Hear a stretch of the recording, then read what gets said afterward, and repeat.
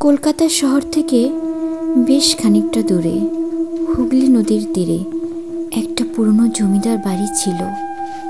নাম ছিল হাউলি ভিলা। একসময় এই বাড়িতে জমিদার বংশের লোকেরা বসবাস করত।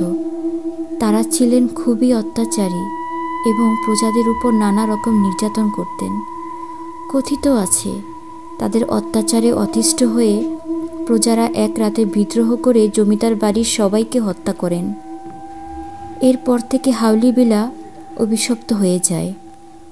বহু বছর পরে শহরে আসা এক নতুন যুবক রনি হাউলি ভিলার কথা জানতে পারেন।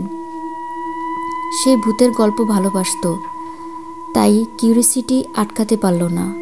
একদিন সে বন্ধুদের সাথে হাউলি ভিলায় যাওয়ার সিদ্ধান্ত নেন। রাতে তারা হাউলি ভিলায় পৌঁছায়। চারিদিকে শুনশান নীরবতা।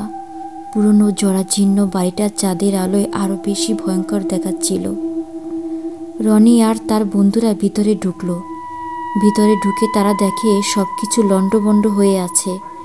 দেয়ালগুলোতে রক্তের দাগ। তারা একটা ঘরে ঢুকে দেখে সেখানে একটা পুরনো ডায়েরি পড়ে আছে। রনি ডায়েরিটা খুলে পড়তে শুরু করলো। ডায়েরিতে লেখা ছিল জমিদার বংশের অত্যাচারের কাহিনী। কিভাবে তারা প্রজাদের উপর অকথ্য নির্যাতন করত, কিভাবে তারা ধন সম্পদ লুট করত। শেষ পাতায় লেখা ছিল, আমাদের মৃত্যুর পর এই বাড়ি অভিশপ্ত হবে। যে এখানে আসবে সেও আমাদের মতো কষ্ট পাবে।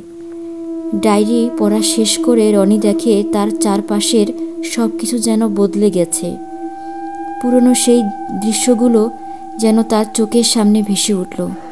সেও দেখল জমিদার বাড়ির লোকেরা প্রজাদের উপর অত্যাচার করছে, নারীদের সম্মান নষ্ট করছে। রনি ভয় পেয়ে যায়। তার বন্ধুরাও ঠিক একই জিনিস দেখতে পেল।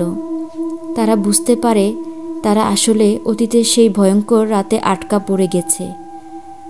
তখনই তারা দেখল জমিদার বাড়ির লোকেরা তাদের দিকে এগিয়ে আসছে। তাদের চোখগুলো লাল, মুখে হিংস্র হাসি।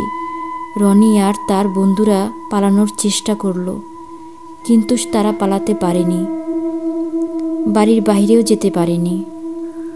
এরপর কি হয়েছিল কেউ জানে না। শোনা যায় হাউলি ভিলায় আজও রাতে মানুষের চিৎকার।